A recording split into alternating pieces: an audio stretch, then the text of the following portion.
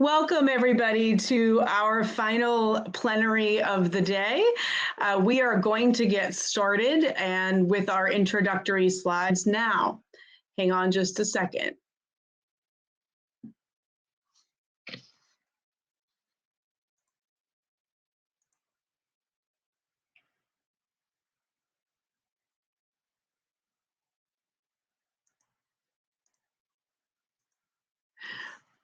Okay, I hope everybody sees my screen. Welcome to Emotions Matter. For those that are joining us again at the end of the day, hopefully you know who we are now, but our vision is to create a world in which every person with BPD has treatment, access to treatment and resources to achieve a meaningful recovery. We hope you check us out at our website at www.emotionsmatterbpd.org. Our philosophy as an organization is that we strive to create a safe, judgment-free space for people with BPD. We accept that there is a wide spectrum of experiences within the BPD community. We honor where people are on their journey without judgment or assumptions. We encourage people to define their own path toward recovery, and we speak as experts of our lived experience, not as medical experts. Some guidelines for engagement in today's plenary session.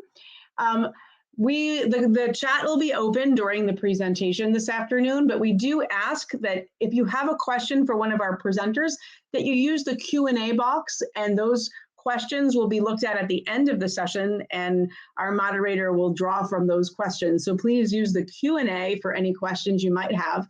We ask that while the chat is open, that the conversation be respectful. Any inappropriate messaging, including harassment, bullying, or monopolizing, will be deleted from the chat.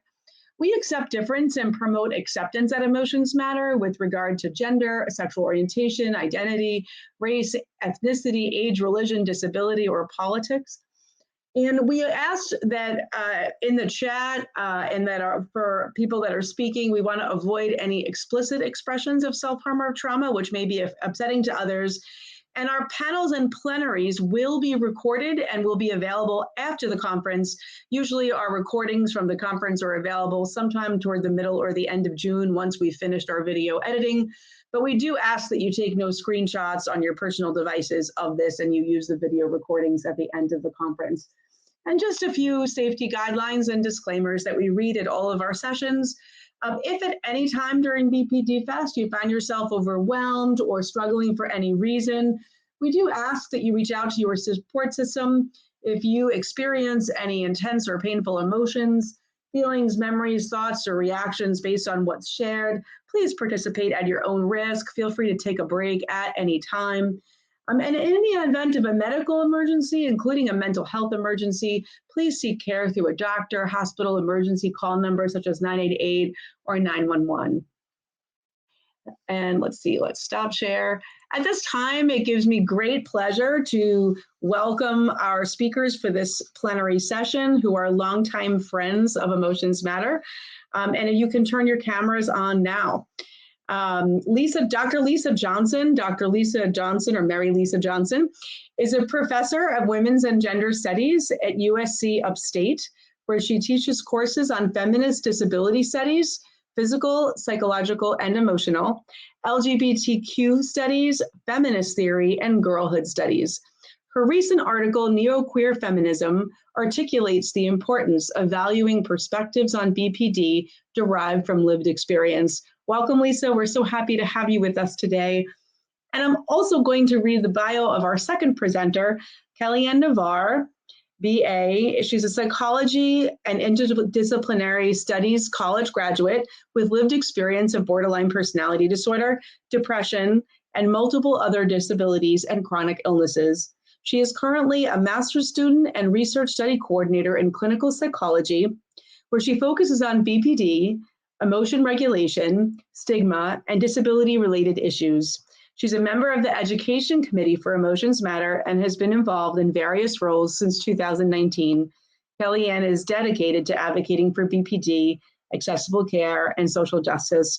With great pleasure, I'd like to turn it over to our presenters. Thanks, Paula. I think I'm going first. Kellyann, is that what? Yeah, okay. Okay, so I believe someone is going to start my PowerPoint, and we'll be on slide 1 right now. I'm going to do that for you right now. Thanks so much, Oliver. And as that, I'm actually just going to go ahead and start, and I'm going to start my little timer so that I keep up with my the length of. Can everyone see the PowerPoint? Yes. Thank you. Good, thank you. This presentation, I'm getting some feedback, Oliver. I can hear myself in an echo. Okay, that stopped. A quick tour of a few concepts from disability rights, disability justice, and disability studies. Contextualize toward BPD and to advocate for kindness, love, and justice for disabled people, including people with BPD and other psychiatric disorders or forms of neurodivergence characterized by emotional meltdowns. And I want to pause there to give my thanks to Paula, London. This was supposed to be in my notes, but it is Oliver and Jillian, and of course, my in this presentation, Kelllyann Navarre. Thank you all for making this event come together, and Kellyann especially, thank you for brainstorming with me about this presentation. So the driving question of this presentation is, what can we use from disability history, art, activism, and other writings to help us rewrite the story of borderline personality disorder? The image on this first slide contributes to my goal. It features a Black man standing on top of a rock with a long red and pink cape flowing behind his shirtless torso. A bouquet of flowers appears in place of his face. A black mask floats a few inches in front of the bouquet. It is an Afro-surrealist image by Ghanaian-born digital artist Ekau Brew. With his permission, I'm using it to diversify image associated with BPD, reflect its multiracial and multigender population. Slide 2. I'm going to start with some forms of traditional disability activism that provide a foundation for the examples that I will discuss today. Mad Pride started in Toronto in 1993. So you see a photo from that slide. It has, not that one, it has since spread to the UK, and this photo is from a Mad Pride parade in Vermont. Mad Pride is one social movement dedicated to centering the voices of psychiatrically disabled people, many of whom reject the idea of psychiatry altogether and disorder, in favor of a broad spectrum of human psychological diversity. Slide 3. On the next slide, you'll see a photo, I hope. Oh, wait, hold on.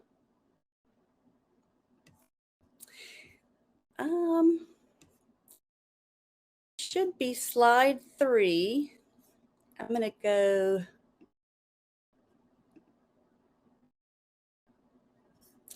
Oliver, is this slide 3 as you see it on the presentation that you have?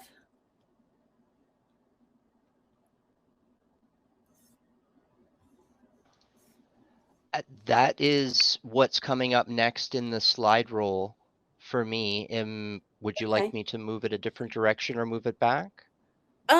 Why don't you stay there, and I'm going to describe one that's in between those two.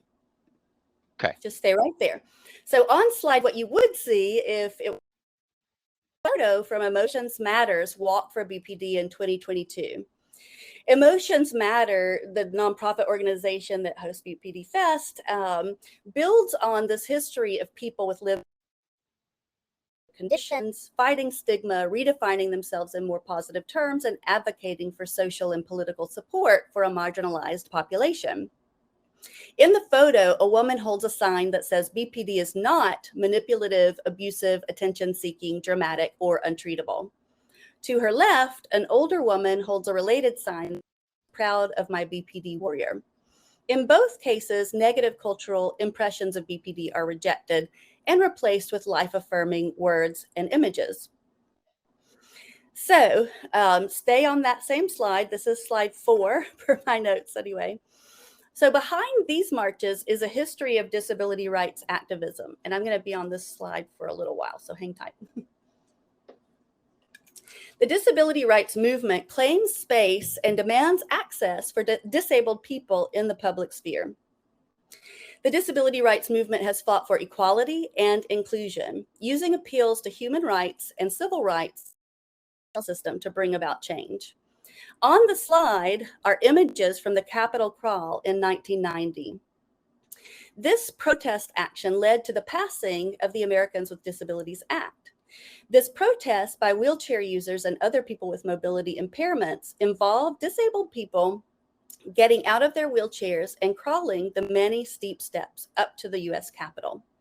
This action represented the lack of accessibility for wheelchair users to most public buildings in this nation. And at the very bottom, I think in the bottom left, see 8-year-old Jennifer Kellyann, the youngest protester. I'll say more about her in a minute. These or everyday people allowed themselves to appear publicly in ways that might seem embarrassing in the service of revealing disability injustice and fighting for fairness. They are vulnerable and fearless at once. Instead of covering up their mobility impairments, differences, and needs, they put all of that on full display. And their goal is to rebuild the world so that these differences and needs are. I'm going to make a big leap on the next slide, so I'm giving you advance notice. I'm going to suggest that you could say some of the same things about the ways people with BPD are documenting their experience on social media, like Instagram and TikTok. I'm going to draw a parallel between that and the Capitol Crawl. Okay, slide 5. Hopefully this is the one I'm expecting. I'm going to pop over and see what you're looking at. Okay. So it should be the next after this one that says just, yeah, there we go. Good, thank you. Okay, so I'm borrowing the title of our organization, Emotions Matter, as a jumping off point for this slide, followed by the subtitle, The Political Purposes of Feeling Your Feelings in Public. There's a long history of feminist thought behind the idea that emotions are political.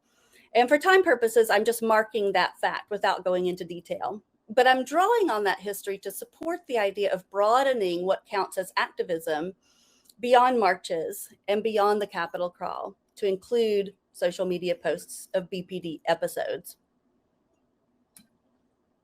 Because so many of the posts on hashtag BPD Talk are displays of extreme emotion that can be triggering to watch or hear, I'm not sharing them.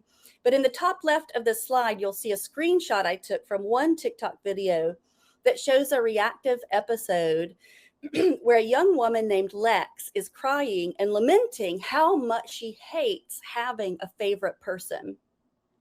Favorite person is a social media describe the uncomfortable closeness often established with one special person as part of the BPD experience. So Lex hates having a favorite person because it prompts sensitivity to text message exchanges with that person and provokes a flood of painful emotions tied into the other person's actions and availability. If that sounds relatable to you, it does to me too. Her video, I think, was basically a 30-second version of my own memoir, Girl in Need of a Tourniquet, which was also an intense public demonstration of emotional pain. I've included an image of the book cover next to the screenshot of Lex crying to highlight this relationship between the two items. But here's my big leap. I want to pair this form of public emotion dysregulation with the disability rights movement as a BPD version of the Capitol Crawl. If that makes sense or seems disrespectful to disability history, I can say more during the Q&A, but here's the short version. So on the top right of this slide, you should see a screenshot from a video of the Capitol Crawl. It's not a good picture, it's the best I could get, but it's a close-up on 8-year-old Jennifer Kellyan's face as she crawls up the steps. In this moment, her arms have gotten tired from lifting her whole weight on each step. And some people urge her on, saying, "Come on, Jennifer," and others encourage her to rest and take her time. She responds, her voice breaking with emotion, "I'll take all night if I have to." Lex and Jennifer are fighting for different things, but they share a willingness to show themselves struggling in hopes, I think, of educating non-disabled people about disability experience and also building community with others who share their disability experience and who relate to their exhaustion and their strength. Other people, men and women on TikTok, have posted videos of themselves just listening to Lex's audio, the crying, and all the words that she says. And I encourage you to listen to it when you have the capacity to do that. It's very powerful. And you just see these people appreciating it. They're not speaking, they're not adding anything to it, just appreciating it for capturing the sound of what they feel is just a very accurate audio of what a BPD breakdown sounds like. And some of them post that they like the way it disproves stigmatizing claims that BPD symptoms are not real or are not serious. Okay, so that takes me to the next slide. And this one's going to be a screenshot from the Titanic. Is that okay? Good. Okay, so social media and BPD activism are not always this raw with emotion. And I thought it might be good to lighten things up after the last slide. So here's an image from the movie Titanic with an old woman looking down and the words, "It's been years," written below her gaze. To the side, a bit of is offered by @ThanksBPD, and it says, "Me when my favorite person is gone for 2 hours." Humor definitely helps leaven the work of BPD activism. One scholar of crip humor tells us, while disabled people are often positioned by society as helpless, spiteful, or lacking agency and control, by telling comic stories, individuals can position themselves on their own terms and subvert dominant ideologies. Next slide.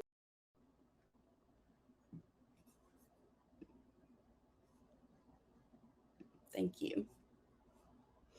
Now I want to shift focus to the concept in disability justice of mutual aid. Mutual aid is when everyday people get together to meet each other's needs with the shared understanding that the systems we live in are not meeting our needs. Some social media posts about BPD operate, I think, as a form of mutual aid, and I will give several quick examples with less detailed descriptions in the following slides. We can go to the next. Let's see, hold on. Let me go back and see what you're looking at. Yeah, that's good. Okay.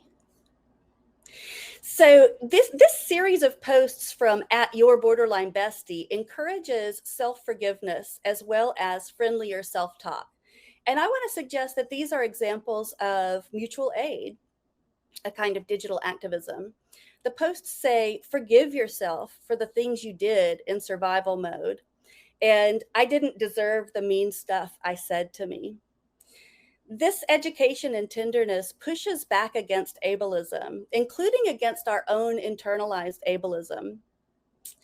I've been following some ADHD and autism spectrum disorder accounts too, and bookmarking similar posts that send the message to give ourselves a break and adopt a friendly attitude toward our different ways. I find that I am endlessly hungry for that conclusion, no matter what conditions lead the maker to this idea.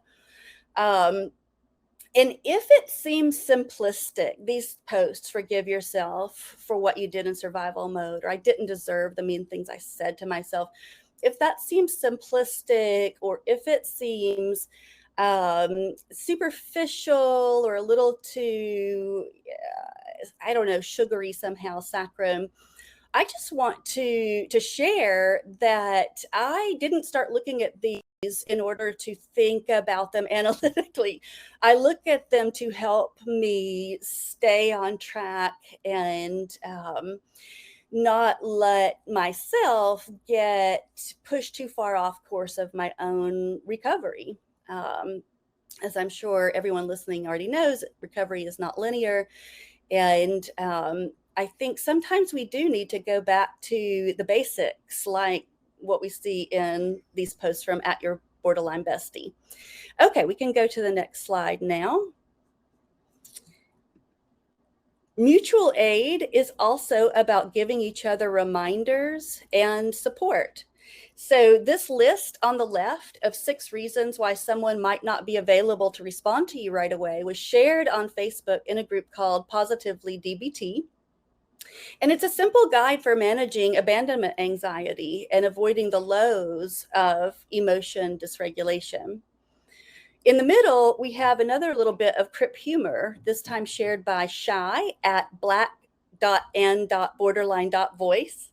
Shy's account includes a wonderful essay, a link to a wonderful essay by Christine Pungjon about BPD that notes the difficulties for Black women of accessing this diagnosis, as BPD exists in tension with, as she discusses at more length, the stereotypical representation of the strong Black woman. So again, we have some reminders, some humor, and then a little more support. So on the right, we have a list of 6 positive traits of people with BPD, including compassion, curiosity, and creativity. And that was shared, you can see, by @what.itis.mental.illness. Okay, next slide, please.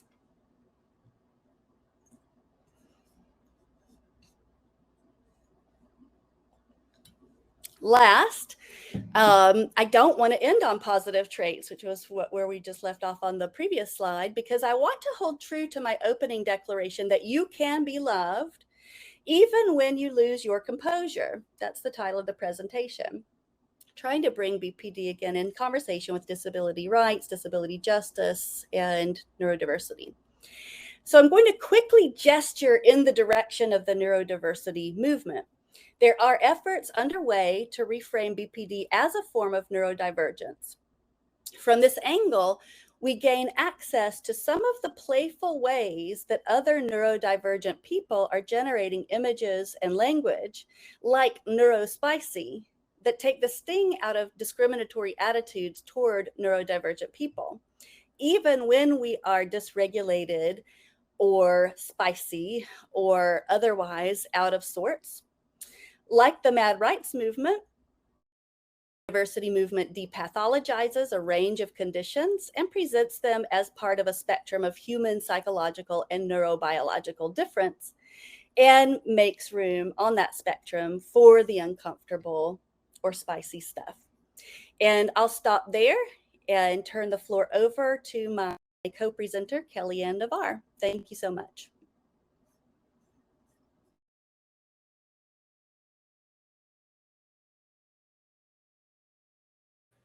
Thank you, Lisa. Can everyone hear me okay? I hope so. So I really appreciated that presentation. When you think about this idea of wholeness and self-love and acceptance towards ourselves in an ableist culture, if you think about it this way, it's like it's an act of resistance in an ableist culture that often prompts the opposite. And that's some of the first thoughts that I had about that. So I'll go ahead and share my screen and begin my presentation.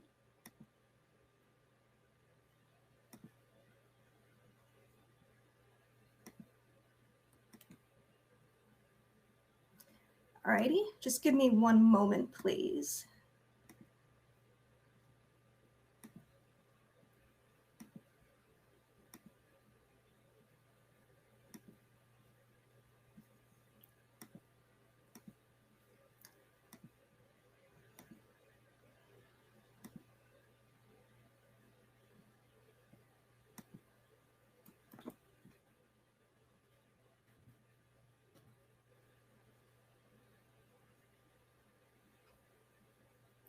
Okay, so it's not showing up as an option for me to share again. And I can get this fixed in just a moment. We had this technology issue a few minutes ago, and we got it fixed, but now it's happening again. So can everyone see this? Can someone say verbally? Yes. All right, great. Yes, we can. Thank you so much. I appreciate that. Well, I'm glad I got that fixed. So I'm Kellyann.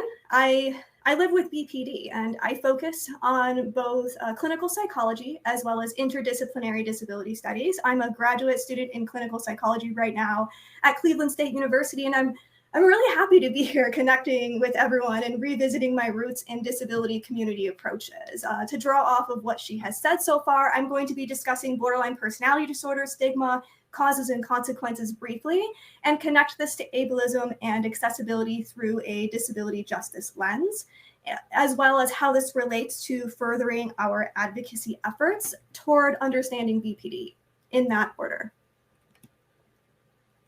So this is a topic that hits real close to home for me. I remember back in 2017 when I was discharged from an inpatient psychiatric unit and my discharge papers read borderline personality disorder. And when I arrived to the 24-hour follow-up outpatient appointment, the social worker professed to me in about 10 minutes into the intake, I don't want to put BPD diagnosis on this form. It's just from bad parenting. Despite me having never brought up my parents, and despite my parents being a pertinent part of my support system, I went home and told my mom about it, and we kind of laughed together. But this is an example of stigma because, number one, she didn't want to talk about my BPD or include it. And two, she had her mind made up about me and my story without me even mentioning it, and created a homogeneous picture of us in her mind.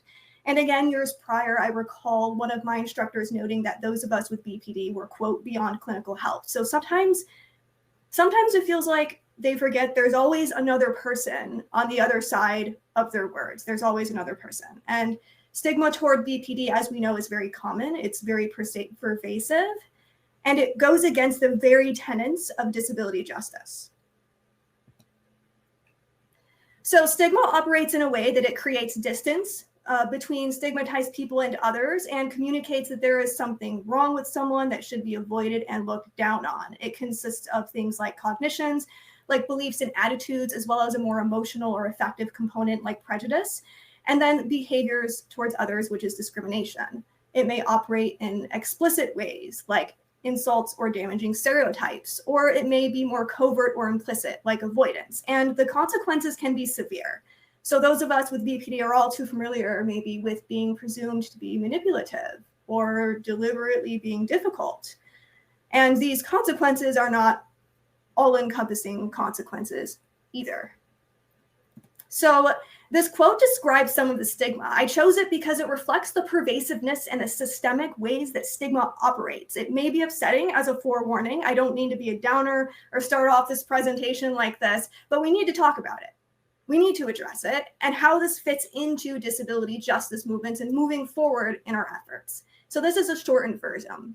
Seldom does an illness, medical or psychiatric, carry such intense stigma and deep shame that its name is whispered or euphemism coined and its sufferers despised and even feared. Perhaps leprosy, syphilis, or AIDS fits this category. BPD is such an illness. In fact, it has been called the leprosy of mental illnesses and the disorder with surplus stigma. It may actually be the most misunderstood psychiatric disorder of our age. So stigma often spans across settings, a variety of settings, which I thought that quote captured very well. This is something very characteristic of BPD stigma, but stigma can also be experienced as stigma by association. So this involves public consequences of associating with a stigmatized person. The example I gave at the beginning, when the social worker assumed that my parents were bad parents because of my diagnosis, is stigma by association, but my parents are not bad parents, and I didn't even mention anything about that. So, and even researchers sometimes may be stigmatized because, well, why would you want to work with a population like that? You must be like them when they don't even have BPD. So this last point, people with BPD can sometimes endorse stigmatizing and ableist views themselves, often because of the culture we are in, that reinforces these attitudes. No one is immune to it. So sometimes out of an attempt to feel better or separate ourselves, I sometimes see in the community like, oh, I'm not like them or anything. I have BPD, but I'm not like others with BPD. I don't have outbursts of anger or anything. I'm not like that. So I do see that sometimes. So I encourage everyone to be open-minded and challenge ourselves and potential biases we may all have. And often this leads us to this question. So like, why does this stigma span so pervasively? How do we understand it? What can we do about it? But to do this, we cannot separate it from the historical context and disability perspectives. This is often largely missing from the conversation of stigma and diversity when it comes to BPD. And this is where advocacy and understandings of BPD and stigma often fall short. They often don't incorporate social justice frameworks that focus on underlying oppressive systems of stigma. And these are just a few common themes. So first, the discussion surrounding stigma of BPD and efforts to decrease it often focus on stigma exclusive of ableism. I'm not saying that it's necessarily bad to do this, but it'll make more sense in a moment. Secondly, the stigma is often talked about as being only attached to the term or the diagnosis without consideration for the ableism and the systems more broadly, and the ableism towards the symptoms and the traits and the behaviors themselves, and how that is what resulted in stigma towards the label to begin with. So changing a word may not actually have long-term effects, nor does it really necessarily impact internal biases about someone's behaviors or provide broader structural change.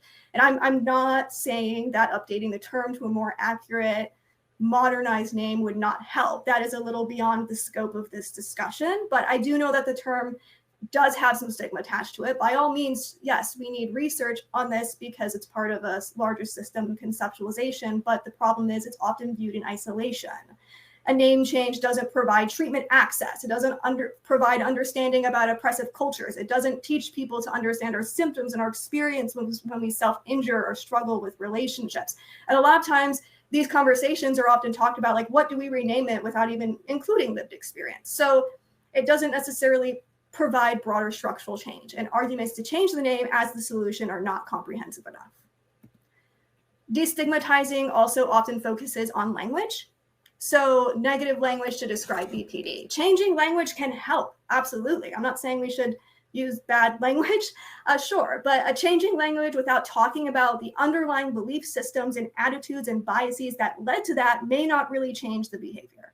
The key here is highlighting how they all connect and look deeper. And so sometimes the critique I hear is like, oh, it's just the language, it's just the word. Like, it doesn't matter that much. Manipulative, scary, dramatic. But no, actually, it's not just a word. It's an external reflection of an internal attitude or a bias about a particular trait or behavior that can have consequences and repercussions on people around them and the way that they treat others. So for the last theme, appropriate psychoeducation is very important. Yes, that is different. But focusing on awareness without actually doing much to change the stigma can actually reinforce a lack of action. There are some studies on this. So I'm talking about a specific context of awareness here. Awareness efforts are sometimes stigmatizing themselves.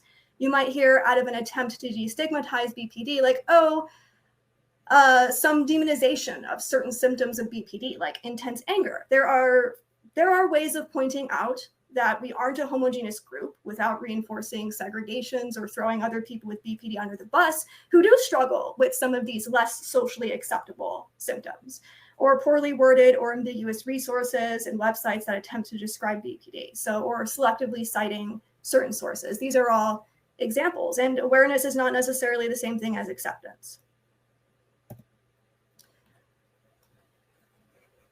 So there's nothing on this slide intentionally. So this is where ableism and disability and the historical context come into place. Ableism would look deeper. What would actually comprehensively help us beyond these destigmatizing efforts? Ableism would look at the behavior, traits, the symptoms in question, and the ableism attached to them, the way they're judged, the way they're viewed in society, and the interlocking systems that contribute. So when we talk about BPD, we cannot leave disability and ableism out of the conversation. And to fully dismantle stigma and barriers, we need to recognize how each forms of oppression uphold each other and cannot be separated. Disability justice centers the needs and experiences of people who are the most impacted and those who are the most historically excluded groups, which BPD falls under. And our understandings of disability and ableism are usually pretty narrow. It's not taught in education. People don't typically talk about this. And Ableism is often discussed to be a form of discrimination against disabled people like wheelchair users. And while true, this is not expansive enough to go into its roots, its origins, and the way ableism upholds problematic systems of oppression that impact those of us with BPD, places certain values on certain bodies and minds and the way that they function. So to read this definition, it says, ableism is a system that places value on people's bodies and minds based on societally constructed ideas of normality, intelligence, excellence, desirability, and productivity. These constructed ideas are deeply rooted in anti-Blackness, eugenics, misogyny, colonialism, imperialism, and capitalism. And this form of systemic oppression leads to people in society determining who is valuable and worthy based on a person's language, appearance, religion, and/or their ability to satisfactorily reproduce or produce, excel, and, quote, behave. So how does this overlap with BPD? Well, we can think about this. For one example, people with BPD who are queer or trans and also have BPD may experience stigma and gaslighting from professionals who assume it is just part of their identity disturbance when you think further, how does that relate to maybe conversion therapy? This is an example of BPD stigma or ableism upholding an anti-LGBT rhetoric. Or the way BPD stigma is often gendered. For another example, racism is often upheld by ableism. It's part of the definition. So the bias that people with BPD are dangerous may differentially impact Black people who often face some of these same biases, and it may compound. So this is an example of ableism upholding racism. So if we aim to destigmatize borderline personality disorder fully for everyone, not just certain people, we can't ignore any of these factors. Or people with BPD, we often have physical comorbidities, disabilities, ADHD, and there's evidence showing that those of us with BPD who struggle with our symptoms like self-harm or substance use, that we may not receive adequate health care. And sometimes our physical symptoms might presume to be like, oh, you're just anxious or something, right? So when you start to see these connections, it makes sense that addressing one thing without addressing the other is an incomplete part of a whole. And they cannot be isolated. There is also a connection to the gay liberation movement in the 1960s and 70s. I don't have time to touch on that, but another real life example that I do want to emphasize though is from Emotions Matter. Recently, we recently advocated on the Education and Advocacy Committee to remove borderline personality disorder as an exclusion from the Mental Health Prison Diversion Bill in California. BPD was excluded as being eligible to receive treatment instead of incarceration for nonviolent offenses, but schizophrenia, bipolar disorder, and so on are eligible for care. So this was an effort spearheaded by Emotions Matter and NEA BPD. When you look at it, who is most likely to experience injustice at the hands of incarceration systems? Black people, brown people, disabled people, and especially Black disabled people, or even men with BPD. Again, you cannot separate these systems and experiences. Can you imagine suffering so deeply and the way that we do sometimes, only to be on the exclusion criteria to get help? And this is the reality for BPD. It's violence against people with BPD, and it is an urgent need to recognize the way people with BPD are treated and wholly address that from a more holistic approach. And so this begs the question, what can we do moving forward so our advocacy efforts are most effective? Disability justice does have a framework based on 10 principles that mirrors what I discussed and helps guide our efforts moving forward. I'm not going to go into details about each. I could, but I'll spare you on that. You're welcome. I will touch on a few. This first one, intersectionality, was a term coined by Kimberly Crenshaw, originally to refer to Black women. Dr. Crenshaw describes that race, class, gender, and other individual characteristics intersect with one another and overlap to create compounded ableism or double discrimination. And it is often used more broadly now. This highlights the way that some of us have privilege in some areas and not in others, and they impact us together, not separately. Cross-movement solidarity refers to aligning ourselves with other movements, such as racial justice, reproductive justice, queer and trans liberation, incarceration movements, just to name a few. It understands that all of these systems work together to maintain oppression and ableism, and that one cannot necessarily be dismantled without the other, which I did touch on a little. Also, cross-disability solidarity is similar, except it refers to alignment between all disability groups. It understands that disability is not bad. Often, like I mentioned, our understanding of disability is not expansive enough, but this includes people with physical impairments, those who are sick or chronically ill, intellectual and developmental disabilities, deaf and blind people, psych survivors, neurodivergent people, mentally ill people, and all people who experience ableism and isolation, which undermines our collective liberation. And we often have comorbidities. There are deliberate historical efforts to pit different disability groups against each other and compete for resources, in part because we are stronger when we are together. And disability justice recognizes that we need all groups to succeed and that we are all impacted by the same system, and that segregating groups and movements at the expense of another causes harm and does not leave room for intersecting identities. This last one I will touch on briefly is interdependence, like mutual aid that Lisa touched on. In an individualistic culture, especially in recovery goals and medicalized narratives, independence is often highlighted as the ultimate goal, but no one is truly independent. We all have needs. We all need social support. So this principle emphasizes working together to meet the needs of each other and using our strengths to support each other. So I want to emphasize this is not to say that independence itself is bad. I realize so many of us want to be able to do things on our own, and that living with BPD and mental illnesses can be so hard and make it difficult to do things and function and shower. But this principle is referring to the intra-individualistic view that in order to be worthy and successful, you need to be like a non-disabled neurotypical person who experiences your emotions in a certain range of emotions like everybody else, and you need to be like everybody else in order to be successful. And it often ignores the environment and community factors. And it is normal to have strengths and weaknesses. And for some people, there are things we may never be able to do on our own, and that is okay. We all need people.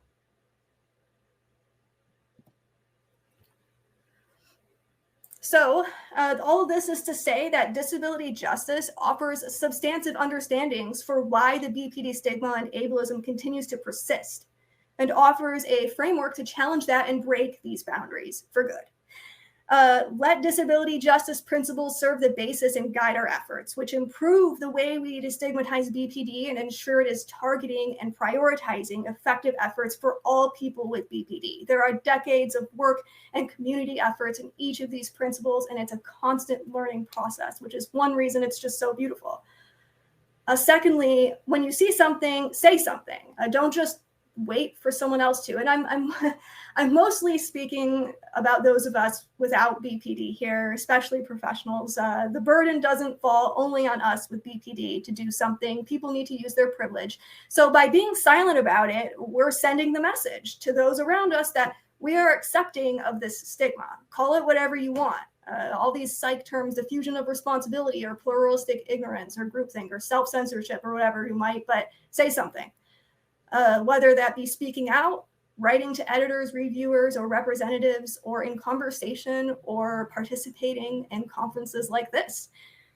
Understand that stigma and ableism are multifaceted and consist of biases you may not be aware of, and attitudes and behaviors and more. Highlight lived experience, but also challenge ableism within yourself, even if you have BPD. Highlight neurodivergent perspectives. I have a whole slide on this, but I don't think I have time. Lisa did touch on some representation. I'd be happy to answer questions on this in the chat later on when I revisit this. So I'm sure there are a million other ways in all of the other presentations that people presented before us to highlight and further our efforts. We can all be part of this change. I'd like to dedicate my presentation to my late close friend with BPD, Chad Box. He didn't know how loved he was. And all of those with BPD, sorry, we've lost because of BPD in these systems. Thank you.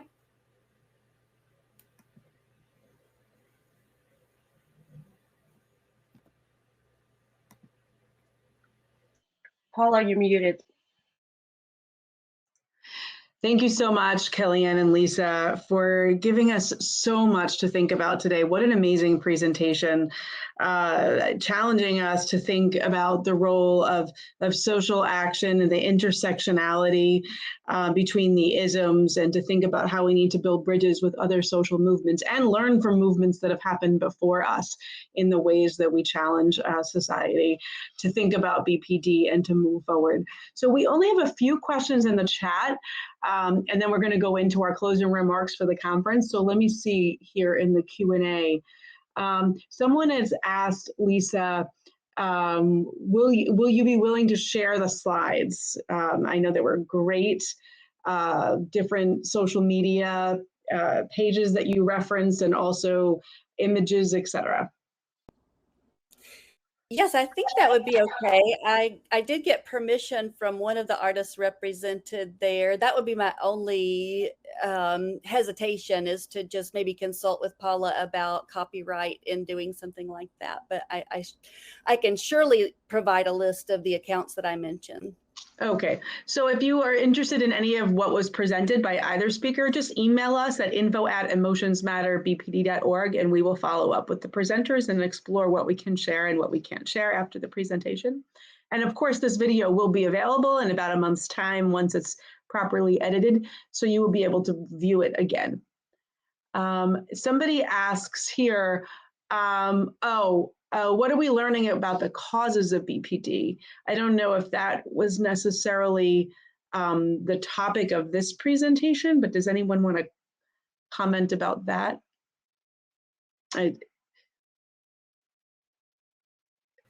BPD has a number of causes. Some are biological, some are genetic, some are psychological, some are environmental. So we can't go into a deep dive in that right now, but if you would like some more information about the causes of BPD, again, reach out to us and we can send you some information, some literature, and some resources to learn more about that. Thank you for that question. Let's see. I believe this, oh, go ahead. I can mention that. There's a lot of feedback on your end, Paula. Okay, thank you. Yeah, so I agree with what Paula said. It's a combination of factors. Some people with BPD, there's like a lot of genetic factors and traits, like the intense emotion.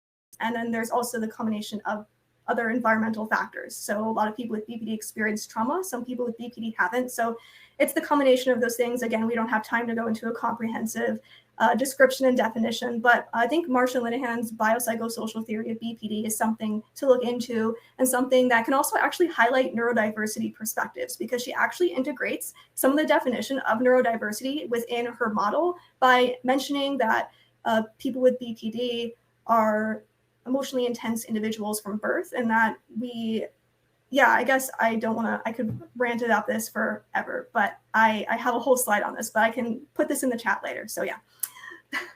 Thank you so much. Let's see. So I believe the strengths we have with BPD are the kinds of qualities that are so necessary to building a better, more just world. Do you think you could use the common vocabulary of BPD as a lens with which to potentially understand our own self-stigmatizing behaviors? Sometimes I feel so, quote, black and white about my disability. Sometimes I, quote, split against myself. How can we change the weight of words like, quote, manipulation to understand it more positively? I see, Lisa, you're nodding. Did someone want to comment there? Sorry, I hit the wrong button. So I relate very much to that, and I appreciate the work that is being done. I had this on a slide too. I think Kellyann and I both probably had enough for us to talk for 2 or 3 hours together. But one piece of it is I really appreciate revising language like attention seeking into attachment seeking. And taking the moral judgment or moral evaluation of the descriptive language. So that's one just one example. And I agree, it is helpful in kind of defending against maybe our tendency to be harsh with ourselves, to learn and use these alternate words, first for our own benefit, and then second to maybe change some of the cultural stories circulating about BPD. Thank you so much. We are going to need to close this out and to start our closing for the conference. But again, thank you so much, Lisa and Kellyann. What a great way to end the day, feeling so inspired about what's possible and that we need to keep going and keep thinking outside of the box, which is something that we love to do at Emotions Matter. And that's going to just segue to my next set of comments. So if you guys want to, you could shut off your cameras and we're just going to close it out. And Sarah, feel free to join me. Thank you, Paula. Yeah. Thank you.